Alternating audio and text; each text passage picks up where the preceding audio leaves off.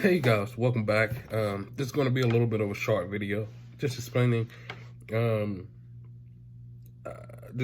how I went about preparing to get my CDL permit, and some things and some helpful hints and tips for you when you go and get yours. So, when I went and got my CDL permit, I knew what I wanted to do. I knew I wanted to be just a truck driver, a combination vehicle. Truck driver, and I didn't really want to be a tanker. At the time, I didn't want to drive any hazardous loads necessarily at the time. And so I knew I was going to have to do essentially three tests: my air brake test, my combination vehicle test, and my general knowledge test. When I knew what I wanted to do, when I figured out what I wanted to do, I went down to my, what we call it in South Carolina, it's the Department of Motor Vehicles, or the DMV. I'm not talking about Delaware, Maryland, and Virginia here. I'm just talking about the office that handles our driving licenses. So I went down there and paid, I think it was like $3, maybe $6 for the book or the manual, the study guide, practice manual. From them, but it's free online, and in fact I'll put the link down there because it contains a lot of the same information that you might find, and some people are they can look at it on the phone, but I just went and got the paper book. But I'll put the link in the comment, not the comments, but the description down below. So I went and got the book. And it's very helpful. It tells you what you need to study and what sections of that book to study, depending on what you wanted to do. If you wanted to be a bus driver, study section, for instance, 13, or study section 9, or if you wanted to be a tank driver. So it tells you. I utilize that. It's not a thick book at all. It's not a lot of information to digest, but you do want to study that book. Go and, every department, whoever handles your driving, your driver's license, every state has a study guide. They don't differ a lot, right? Because it's not like it's a different CDL. It's not like you're doing things different eventually, right? So a lot of it's going to be the same information. That's why I'm putting it in the description. But you do want to study that.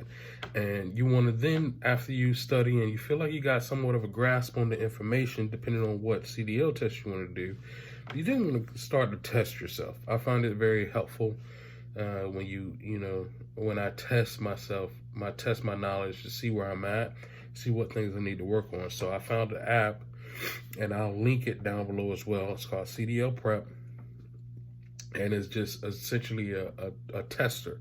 It'll give you a number of questions, and it'll give you a number of questions. I think it goes up to 240.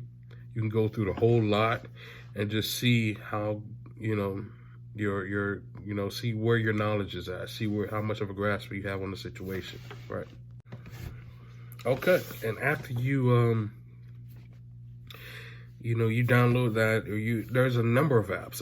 There's tens of apps out there, maybe even hundreds, that you can just search on the App Store, or Google Play, or the Android market, or whatever you call it, and just search for CDL, CDL Prep, or CDL General Knowledge, whatever, CDL Test.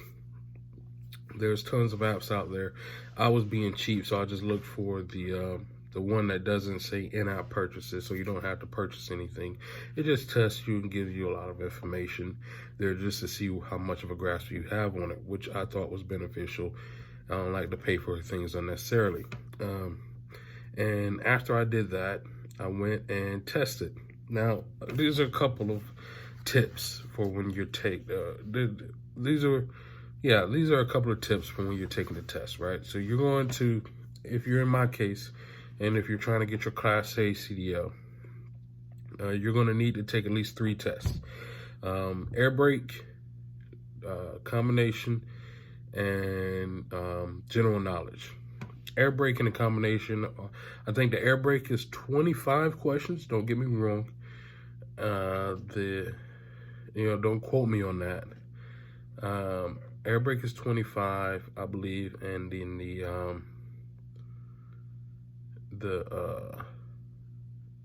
air brake is 25. The combination is 20, and then general knowledge is 50. General knowledge is, to me, that was the most difficult one.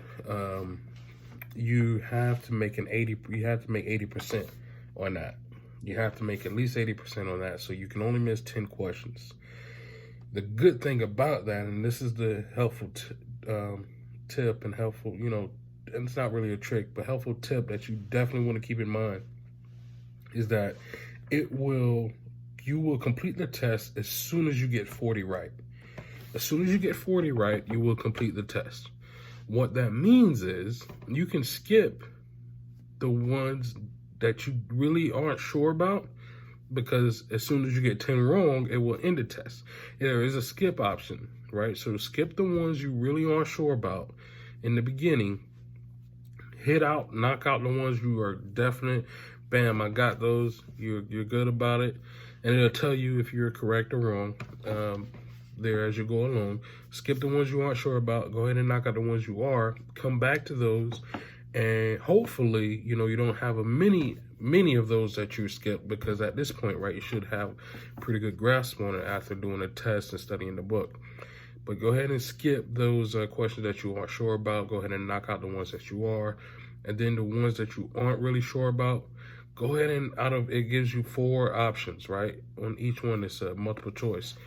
Go ahead and knock out the ones that just don't make any sense, right? Just, knock out the answers that don't make any sense, and then just make a really educated guess. There is a time limit, but it's very generous.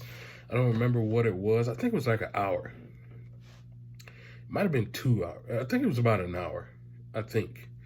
But it was very generous. I wasn't worried about the time at all. I remember my first time I did, I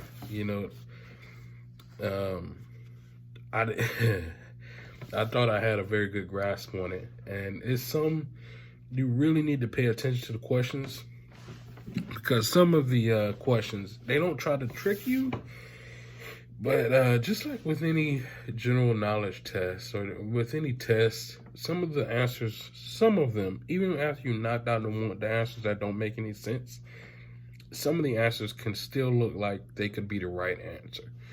And it's very difficult when you have a question that has 3 answers that look like they could be right. I remember when it was, one of the questions was like something like, what should you do when you go over a railroad track with tractor and trailer? And I don't remember exactly what the answers was, but I remember 3 of the answers was definitely like reasonable. They made definite sense. And at that point I was down to like, I couldn't miss no more than like 5 more questions, because I had already, I think, missed 5 or something. So I was, spending some time thinking about this. So keep that in mind as well. You really get a grasp on it and test. And if my state doesn't, I could just walk in and take the test. And generally about it might be a little bit of a wait time, but I can just walk in. I don't need to make an appointment. But if you are one of those states that do need to make an appointment, make sure you're getting a full grasp on the information before you go in, because you don't want to waste that appointment, especially if there's like long wait lines. Or long, it takes a long time for you to actually get in the office. So make sure you get a grasp on it. So you can only miss 10 questions on the general knowledge before you fail. But if you get 40 right, it will just stop the test. You can be on question 40 and got all 40 right. You don't have to answer the last 10. So use your skip option to your advantage. Skip the ones you don't know about in the beginning or aren't really sure about. Answer the ones that you are really sure about. Knock those out. The same goes for the air brake, the combination, and really any other test. Like, they all work in the same way. You can skip the ones you aren't really sure about. and then answer them as you are. But because it's because there are like lesser questions on the other ones, right? Because there's lesser questions on the other ones, you have fewer questions that you can miss. On the 25, I think you can only miss 5, I believe. You can only miss 5 on the 25, and then like 3 or 4 on the 20 before you fail. So keep that in mind as well. But like I said, I'm gonna link below the study guide for the South Carolina CDL permit, and then I'm gonna link as well the iOS app for the CDL Prep. But you can just look at the icon and then match it up if you got an Android in the Android market. But any additional questions, of course, just please drop them down below the video, and I'll answer them as they come in. Peace, guys.